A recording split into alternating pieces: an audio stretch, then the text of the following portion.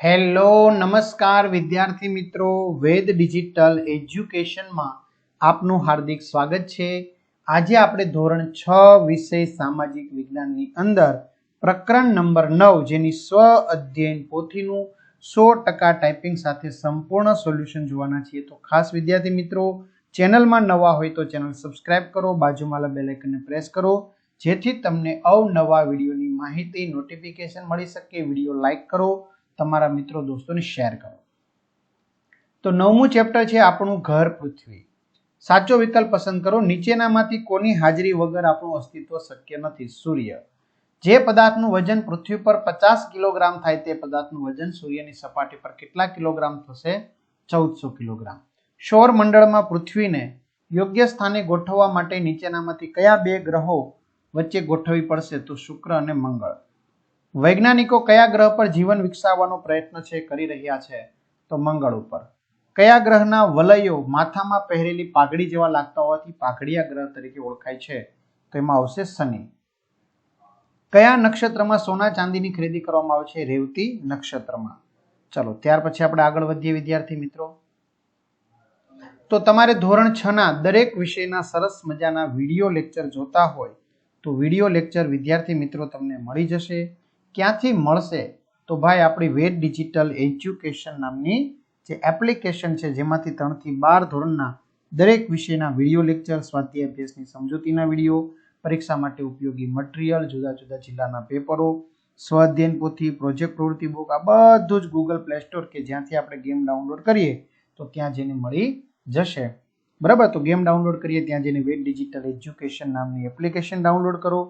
Open કરશો એટલે આ પેજ ખુલે, એમાં તમારા પોતાના મોબાઈલ નંબર નાખો, સેન્ડ ઓટીપી કરો, 4 આંકડાનો ઓટીપી નાખશો એટલે પેડ કોર્સમાં જુદા જુદા પેડ પ્લાન, એક્ઝામ પેપરમાં પેપરો, 3 થી 12 માં 3 થી 12 ધોરણના વિડીયો, એમાં તમારું ધોરણ પસંદ કરવાનું અને વિષય પ્રમાણે પાઠવાઇઝ વિડીયો જોઈ શકશો। રાત્રે આપ જે દિશા તરફ પ્રયાણ કરો છો તે દિશામાં આપને ધ્રુવનો તારો દેખાય છે તો તે દિશા કઈ છે? ઉત્તર। ઇન્ટરનેટની સુવિધાવાળા મોબાઈલ વડે શેની મદદથી જે તે સ્થળના અક્ષાંશ રેખાંશ જાણી શકાય છે? જીપીએસ। ચંદ્રગ્રહણની ઘટના કઈ તિથિએ જોવા મળે છે? પૂનમ। ખાલી જગ્યા પૂરો। સૂર્યના પ્રકાશને ધરતી પર પહોંચતા લગભગ 8.25 મિનિટનો સમય લાગે છે। અક્ષાંશ વૃત્તોની કુલ સંખ્યા 181 છે। પૃથ્વીના બે સરખા ભાગ વિષુવવૃત્ત કહે છે। પૃથ્વીની ધરીભ્રમણ ગતિના લીધે દિવસ રાત થાય છે। દર લીપ વર્ષે ફેબ્રુઆરી મહિનામાં 29 દિવસો હોય છે। ચલો જોડકા જોડો। સૂર્યની સૌથી નજીકનો ગ્રહ બુધ, સૌથી ચમકતો ગ્રહ શુક્ર, પૃથ્વીનો ઉપગ્રહ ચંદ્ર, લાલ રંગનો ગ્રહ મંગળ અને સૌથી મોટો ગ્રહ ગુરુ। ચલો ખોટો શબ્દ છે કે વિધાન ફરીથી લખો। ચંદ્ર અને પૃથ્વીનો એક આંટો પૂર્ણ કરતા આશરે 27 દિવસ લાગે છે। નેપચ્યુન નીલા રંગનો ગ્રહ છે। પૃથ્વી 23.5 અંશના ખૂણે નમેલી છે। સૂર્ય મકર રાશિમાં 14 જાન્યુઆરીએ પ્રવેશે છે। સૂર્યગ્રહણ અમાસના દિવસે થાય છે। આગળ એક બે વાક્યમાં જવાબ લખો। અક્ષાંશ એટલે શું? તો પૃથ્વીના ગોળા પર દોરેલી આડી કલ્પિત રેખાઓને અક્ષાંશ કહે છે। રેખાંશ એટલે શું? પૃથ્વીના ગોળા પર દોરેલી ઊભી કલ્પિત રેખાઓને રેખાંશ કહે છે। સૂર્ય મંડળમાં કોનો કોનો સમાવેશ થાય છે? સૌર મંડળમાં સૂર્ય, ગ્રહો, લઘુગ્રહો, ધૂમકેતુ અને ઉલ્કાઓનો સમાવેશ થાય છે। મહારાષ્ટ્રનું કયું સરોવર ઉલ્કા પડવાથી બનેલું હોવાનું મનાય છે? તો મહારાષ્ટ્રમાં આવેલું કોઈના સરોવર ઉલ્કા પડવાથી બનેલું હોવાનું મનાય છે। કયા ગોળાર્ધમાં ધ્રુવનો તારો જોઈ શકાતો નથી? દક્ષિણ ગોળાર્ધમાં। કઈ રેખાને ઓળંગતા તારીખ અને વાર બદલાઈ જાય છે? આંતરરાષ્ટ્રીય દિનાંક રેખાને ઓળંગતા તારીખ અને વાર બદલાઈ જાય છે।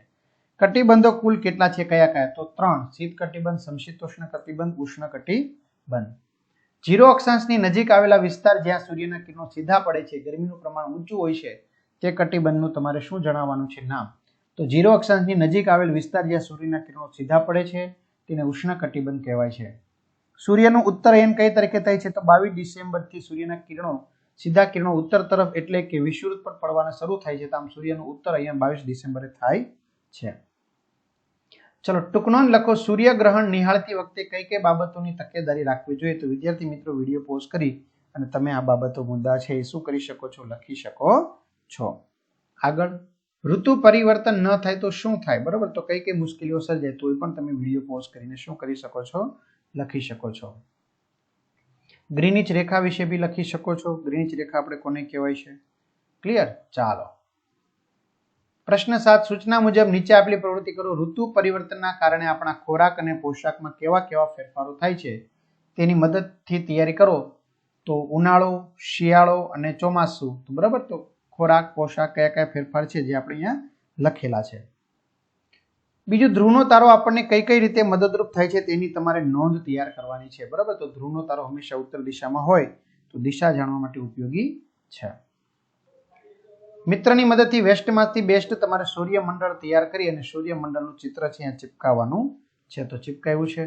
તો આ રીતે વિદ્યાર્થી મિત્રો સરસ મજાનું સોલ્યુશન આપણું અહીંયા પૂર્ણ થાય છે. તમારા મિત્રો દોસ્તોને જાણ કરો. ચેનલમાં ન હોય ચેનલ સબસ્ક્રાઇબ કરો, વિડીયો લાઇક કરો, કમેન્ટ કરશો. તો અહીંયા સુધી રાખીએ. અસ્તુ. જય હિન્દ, જય ભારત.